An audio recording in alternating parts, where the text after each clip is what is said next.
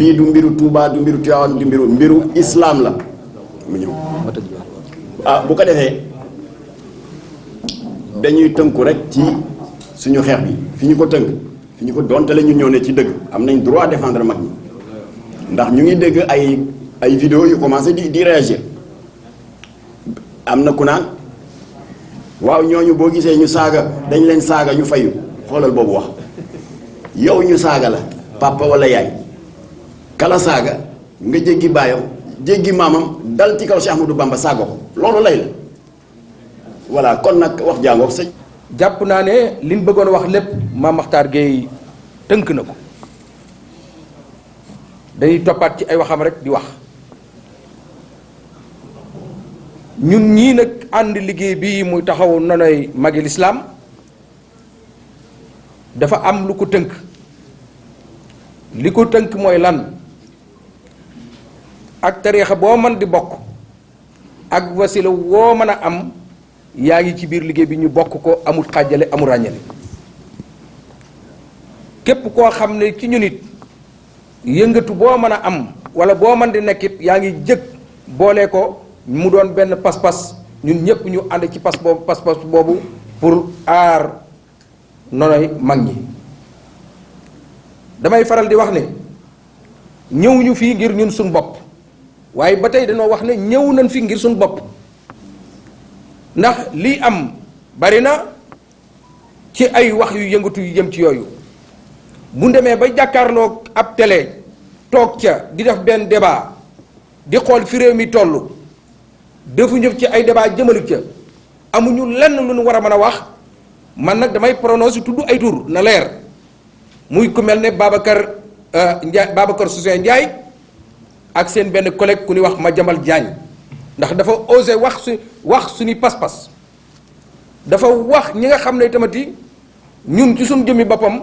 duñ wax ay maam la ci ñun ndax pas-pas bi moo ñu ëppal doole maam ya léegi Mame Makhtar Gueye wax na ko léegi nii wax na ne te loolu mooy li nekk mboolem sous-région bi li fi am lépp bi nga xam ne tubaab yi gëstu nañ nee nañ turuxu yi muy tariixa yi nekk ci Sénégal moo téye Sénégal ci yéen suñu mbokki journalistes yi xam ngeen loolu ndax li tax fépp foo xam ne ab yëngatu am na fi boo yëngatu bu amee rek bu nag xalifa waxee rek lépp sedd gu yi loolu nag li ko indi tey du nangu kenn toog ci ay télé amoo benn débat boo fa nekkee lu dul naan photo yi nañ ko dindi ci bureau yi ñun def nañ partout dans le monde entier fenn fu ne dugg nañ fa fenn fu ne dem nañ fa mboolem bureau boo dem ci àdduna bi da nga gis ku nekk bouddhiste teg benn maskam wala nga gis ka nga xam ne chrétien la teg benn croix waaw lan mooy ndeyu tey photo yi kilifa diine yooyu ci bureau yi ñu ne dañ koy dindi wërta amati moo ne ñi nga xam ne ay mbëri làmb leen neex wala ñi nga xam ne tey ay footballeur moo leen neex pourtant ñu ngi koy teg ci bureau yi ak kër yi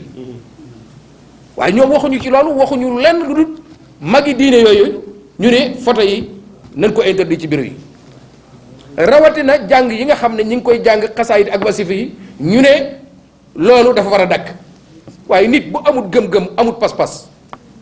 naka la war a mën a saxe gëm réewam gëm-gëm ak pas-pas moo tax nit di mën a gëm réewam bu ñu demee ba di ko comme yamale ak Boko Haram lan mooy Boko Haram yéen journalistes yi du ma leen ko détaillé lan la nit ñi xam ci Boko Haram amut lu dul nga dem jël mag ñi loolu ñu jàngoon waxoon ko bind ko ci lépp di tagg rasulullah yi lépp di wax ci nu nit di gëmee réewam lépp di wax ak jaamu yàlla nga di ko yemale ak Boko Haram kon loolu lan wax ne ñun jël nañ ay engagement li war nag nga xam ne moom la yoon wax ci en tant que république lay def mooy danañ ko topp looloo tax ñu woote marche bi buñ ci jógee danañ dem toog jébbal def benn pétition bi ni def dana def tournée ci kër xalifa général yi waxtaan ci ñoom jébbal leen ko wàññi ko toog ak ki jiite réew mi teg ko ci loxoom loolu nag lañ cey bëgg mooy li nga xam ne mooy kilifa yooyu ñu mën leen a protéger ban mën a am benn article bu ñu wote boo xam ne nii ni mu aaree président de la république noonu la aaree kilifa yi diine yooyu